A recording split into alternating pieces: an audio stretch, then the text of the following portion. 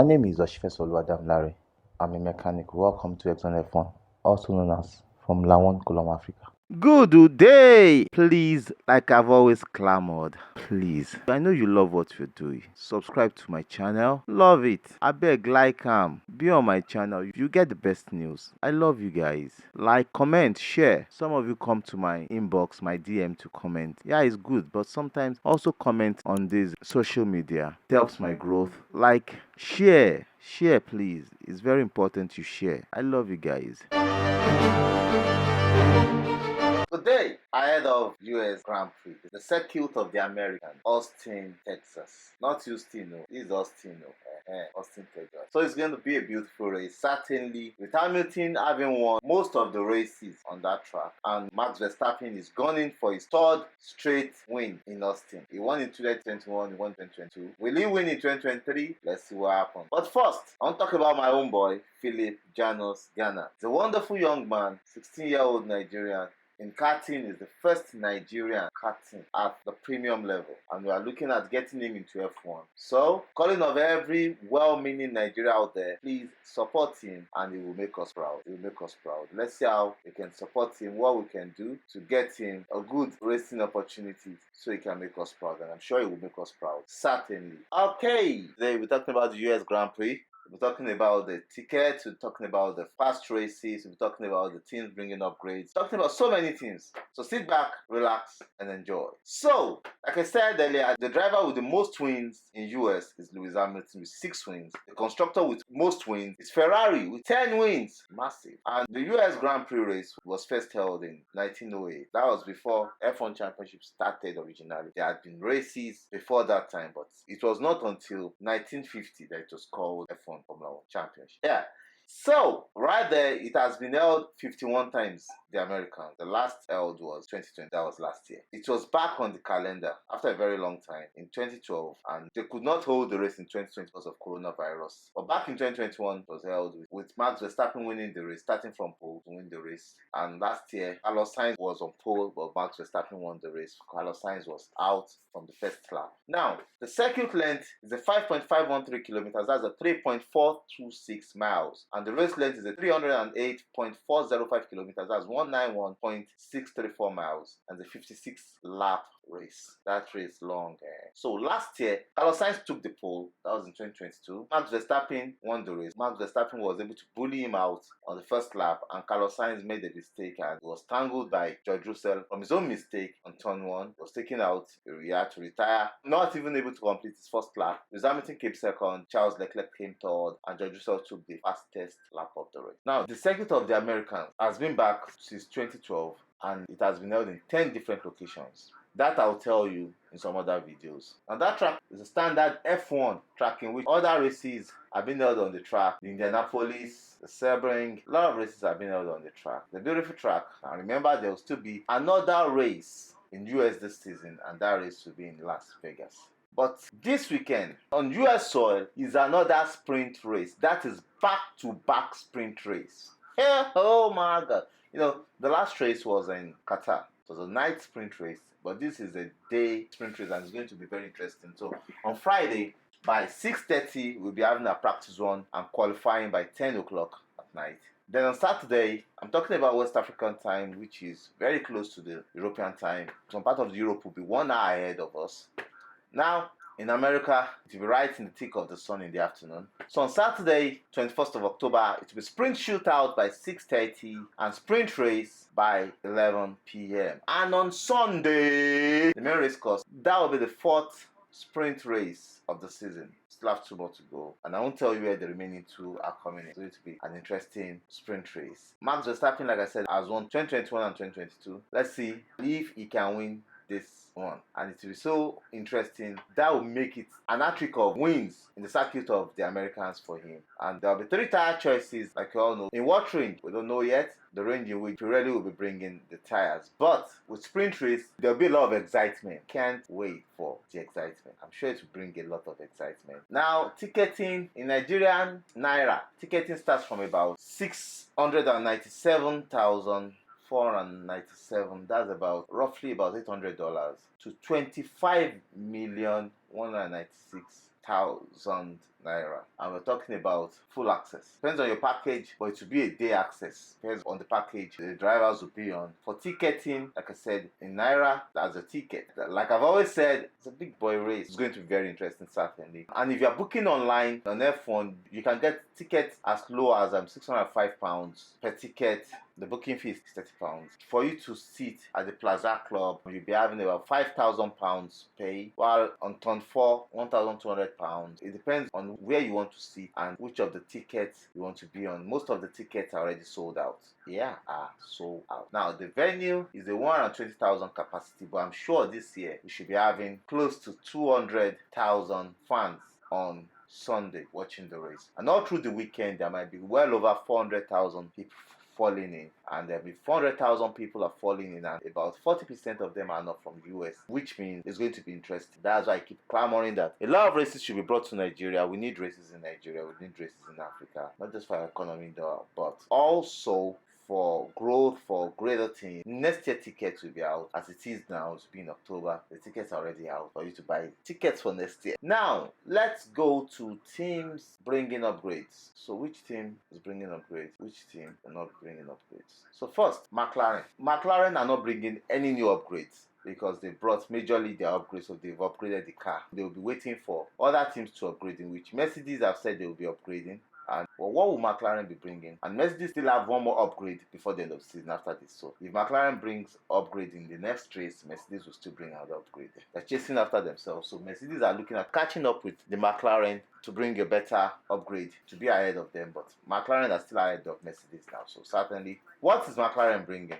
McLaren are going to be recycling their carbon fiber in a cutting-edge technology. They are going to test recycled carbon fiber components on their car in the United States. So that's the upgrade they are bringing. Parts they've used before, they've recycled them, they'll bring them, test to see how they work, so as to make racing sustainable for them against next year. And congratulations to Oscar Piastri. He is now the youngest driver, latest and the earliest since Lewis Hamilton in 2007 to be on podium in consecutive races since 2007. Congratulations to Oscar Piastri and McLaren, and congratulations again to McLaren for giving Oscar Piastri a car that would put him on podiums back to back. And remember, Lewis Hamilton was able to achieve that also with McLaren in 2007. Congratulations to McLaren. If McLaren are unable to break records in something broader, at least they are breaking records in this. It's a nice try for them. And Alpine are bringing upgrades after the last upgrades they brought that were encouraging. They brought some upgrades to the car. The upgrades work well, so they are optimistic that the latest upgrade they'll be bringing to their A523 will give them an opportunity to chase after McLaren, in which the race for them to the end of season was between them and McLaren before, but now McLaren has left them behind, so they are far ahead, so they are chasing after McLaren. I think they should not be chasing after McLaren now, they should be chasing after Aston Martin, because McLaren are ahead of Aston Martin. Alpine's closest rival now is Aston Martin. So they said they are bringing upgrades to see a progression. Aside from the upgrades they brought in Qatar, that's the Alpine team they brought in Qatar, there were no upgrades that were specific to track, but here they'll be bringing upgrades specific to the track, which is Austin track. So they brought some upgrades to their floor, to the side wing, to the overall look of the car. And like I've always said in some of my podcasts, they are lacking engine power. They are in all ways lacking to Red Bull and some other teams on the grid. So I think most of their upgrades now are learning upgrades to see how they can improve the car against next year and see how they can become a better competitor next year. Their 5-year plan,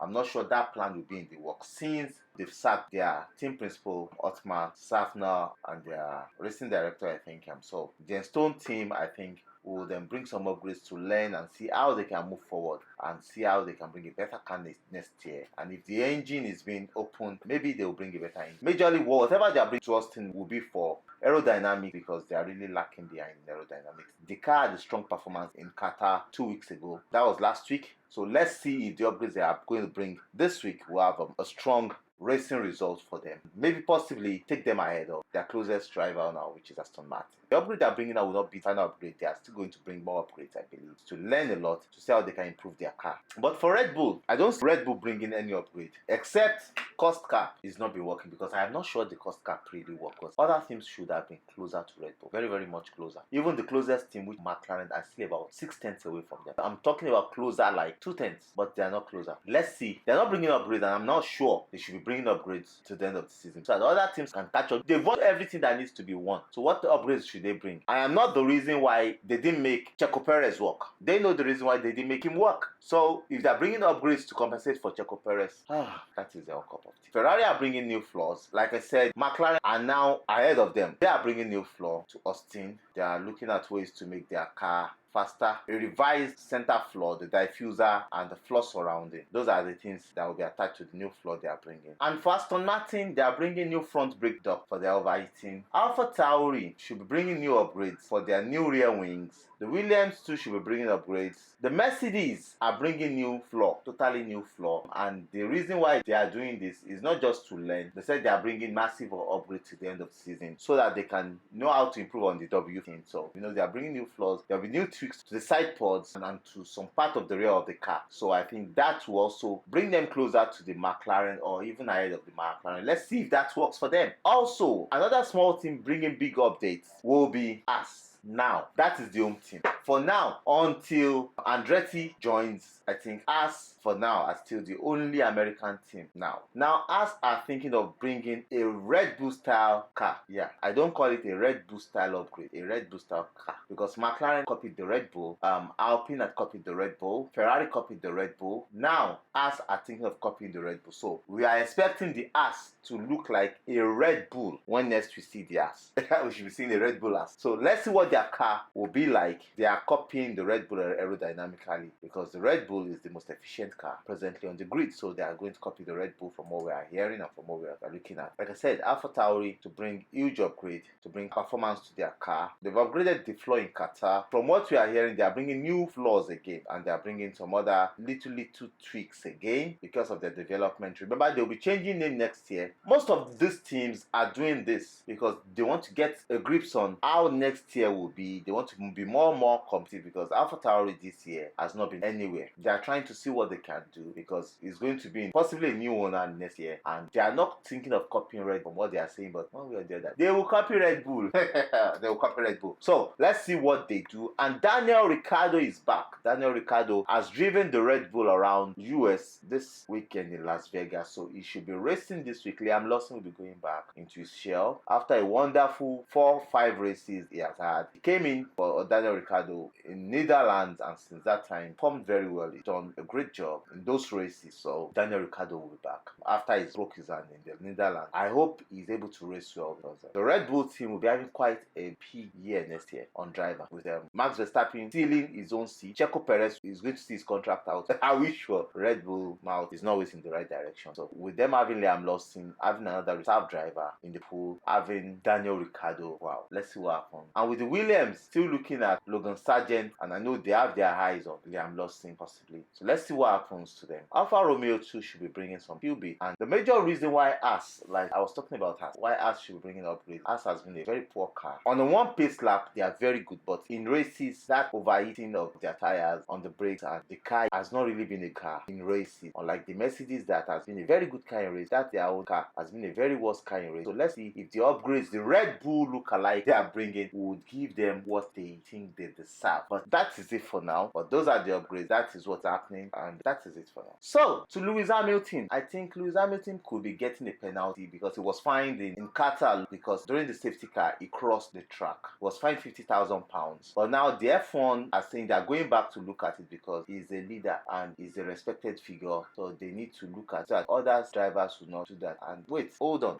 FIA, you want to go back and look at it. There are so many precedents this season that FIA did not look at. I don't talk about other seasons, but this season there are so many things that FIA had not looked at. If you want me to mention, I can start mentioning. Looking back at that, if they give him a penalty for that, I think it will be very, very unfair. I'm a fan of every driver, but in a sport of this magnitude, what has happened has happened. You've warned him and taken £50,000 and you are still going to punish him. I think it's unfair. It is written already to all drivers that this is wrong. Collecting money or him paying a fine of £1,000 is already telling all drivers that this is wrong. So I don't see any good reason why we should reprimand him. I think he should focus on Lance Stroll. Lance Stroll that pushed it. His trainer China, and also the way he reacted, I think FIA saying they will visit that, I think they need to visit us. All through the race, after the race, nothing was done, and that is embarrassing. I think they need to look at that. Caution him. I didn't say they should penalize him. They should caution him so that he can understand. But 2-3 weeks ago, Logan Sargent walked across the track after his accident during the, I think, FP3 or qualifying when it was going on, and there has been an FIA rule against it. And this driver walked across. Nothing was done. It's not far off. FIA will come and say, yeah, it is during an FP3 practice, or they will say during qualifying. So you don't single one out for another. A lot of drivers, including Schumacher, have walked across. Let me take you back to 2021 when Hamilton and Max Verstappen tangled in Monza, Italy. That's 2021, like I said. Max Verstappen walked across and walked straight into the pit lane. Yeah, it's against the law. He walked straight into the pit lane and he was not penalized. They didn't take any £50,000 from him and he was not called for anything. I think FIA should look at what they... Yeah, Lewis Hamilton is a big name on the big stage. You've not set a precedent for these things. Why make a scapegoat? I think this is scapegoatism. It has no other name. And I think FIA should look at what they are doing, how they implement their rules, because most times they contradict themselves. Most times FIA shoot at the moon. So FIA should be able to own up to what they do, not take their mistakes on other people and use it as scapegoatism, because it's FIA's mistake. If other drivers have done it in the past and one did it like 2-3 weeks ago and nothing happened, why making Lewis Hamilton a scapegoat? If it had happened to Max Verstappen, I'll tell you the same thing. Why make Max Verstappen a scapegoat in this race? If it has happened to George Russell, I'll tell you why make George Russell a scapegoat. Listen, FIA, you don't tarnish the image of your stars. These are your money shots. These are your money callers. You want to make headline news? Yeah, Lewis Hamilton should be warned about crossing this, or we need to see Lewis Hamilton and other drivers so that he can correct other drivers and we use him as an example to say, hey, drivers don't walk across. Yeah, it's a different thing. FIA, you guys should hold to your balls, man. You want to investigate it again to punish him from what you're saying. Now, FIA's announcement that investigation into Lewis Hamilton's Qatar track instruction to be revisited. Why should it be revisited when it was already dealt with? Hello, FIA, you guys should just say it's a mistake. I'm telling you, just come out and say, oh, it's a mistake. Oh, no, it's just that we just wanted to revisit it with all the drivers. Guys, don't make this too complicated. You just want to revisit it with all the drivers. You're tarnishing the image of the sport by scapegoating your stars. That is what you are doing. Think about it. You visiting Lewis Hamilton, I hope it's just to talk to him that, oh, this is wrong, and he should say, okay, tell all drivers this up. Because if you're giving him a penalty, I think it is vile, it's wrong. To me, unheard of, and it should not be done. You don't need to give him a penalty. He has been fined for it and he has been charged £50,000. You now saying you want to fine him, I think is wrong. So whatever you are going to do should be just seeing him and you guys should discuss it and it should be over. And that is that. The Lance Stroll I'm talking about has not really had a point in the season break. I don't talk about him now. After the season, we analyze this race. Let's see what he has done and how he's doing. Then to Alpine and Andretti. Alpine has come out to say that the Andretti F1 engine option from them has expired. Wait, what is Andretti collaborating with Cadillac for? Is it for electronics? I don't understand, because I think they should be collaborating for engine. So if they have a collaboration or they've had a pre-contract with Alpine and because they didn't come into F1 fast, has expired. Hope I'm not thinking what I'm thinking about Alpine, because Alpine is saying they had a pre-contract and that's expired because they were supposed to have been granted an F1 entry before a given date and they were not granted. So if they want to do something now, Andretti, they need to renegotiate for a full contract and a formal contract and this and that. And I'm like, wait, there were changes ahead of 2020 and the changes were meant to be effected in 2021, but because of the coronavirus, the changes became effective in 2022. There will be new rules and new changes in 2025 that will be effective in 2026. So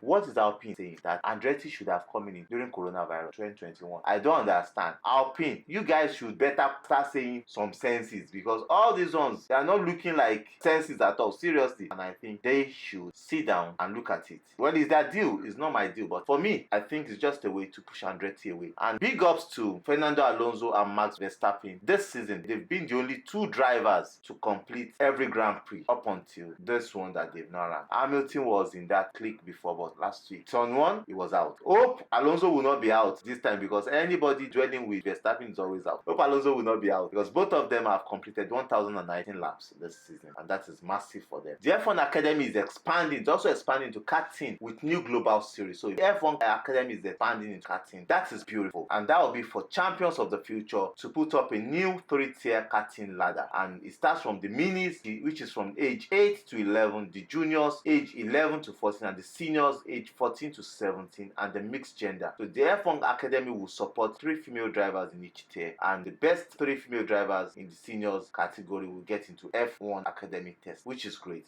And that is a good work Susie Wolf is doing. It's been terrific since she took over the F1 Academy, and Champions of the Future shares the F1 Academy vision to increase female participation in F1 and to create opportunity and allow clear progression up the motorsport ladder, which is great. And to my own boy Philip Janos, the seniors is from ages 14, 17, and I'll be proud if we can get him into the structure of the Champions of the Future. You know, that is a very good one from F1 Academy. That's a very big one. I hope it's going to bring greater things for F1 Future and for female drivers. I'm hoping for that, and I hope that happens, and it's going to be very great. And also, Stefano Domenicali was honored on Saturday in Washington by the National Italian American Foundation at their 48th anniversary gala. That is the Formula One president and CEO who was honored, and he was there with Jean during his honor. They were honored by the wife of the president of the United States. That is great for F1. That's great news, unlike the news of Bernie Ecclestone's fraud. This is great, and I think F1 should clearly attend to that. Though it's not a great thing. The Las Vegas GP, the track is rounding up. That place is looking good. It's going to be a great race. The track is coming together. The seats, the podium, everything is coming together. So I can't wait for Las Vegas. Certain. What will the weather be like in the US? After the experience of Qatar, I can tell you all the drivers, they are in need of a break for them to rest, because they don't rest. That they drench themselves would not give them the chance. If they back-to-back race, they raced all through the weekend. It was just like qualifying. All they're going for another weekend of qualifying. It will be very hectic. But the weather here in the US very favorable for them. Though it will be warm, but the challenge they will be having is the wind. It'll be a little bit windy, but it will be very warm and dry. I think in the US they've had only one wet race. This will not be different. To be a dry race, a very dry race, but the wind will play a lot of role in the race. On Friday, during the FP1 and qualifying, the temperature should be around 26 degrees and the humidity will be around 30 degrees. 10% of precipitation, to be very breezy. And on Saturday, there's the sprint shootout and the sprint to be sunny, light wind, 26 degrees, better humidity. On Sunday, the race to be so cloudy with gentle breeze. Chance of precipitation is 5%. Temperature will be about 28 degrees and it's about 37% of humidity across all the weekend. The wind will play its role and the tire will play its role in the race. Certainly, it won't be like the experience the drivers had in Qatar, like I said.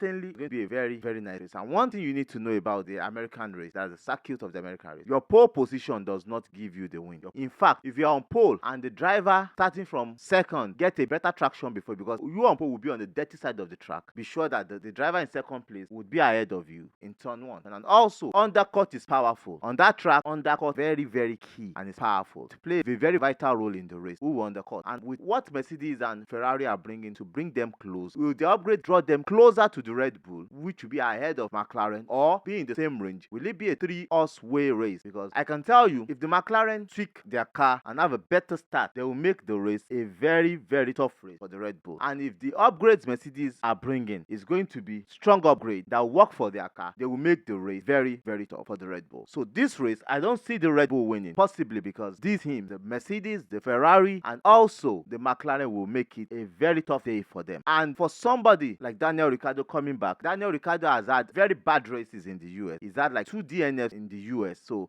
it's like a curse for him. Alonso and Stroll, they've had like 3 races tangle in the US. In 2 years ago, 2019, they had tangle in the US while they were racing. Those are the major key points. Alonso and Stroll, now they are teammates. Hope they won't tangle again. And for Daniel Ricciardo, that is coming back, that has had some major DNF in the US, how will this race play out for Daniel Ricciardo, for Alonso? And for Carlos Sainz, also, that has had DNF, how will the race play out for him? Vettel is out of F1 for now, so not having any weakness. And for Lewis Hamilton, that has won more races than any other driver on the grid presently in US, how will the race play out? And also for Verstappen, chasing his 3rd straight win in the US. First win was 2020 at detriment of Lewis Hamilton coming second. 2022, detriment of Lewis Hamilton coming second. Now 2023, will it be the same, or Lewis Hamilton will be able to get a better of him this time? On Sunday, we will be able to know that. But please, always love you guys. You guys have always been there for me. Thank you for subscribing. Thank you for watching my videos. I love you. Bye. Cheers.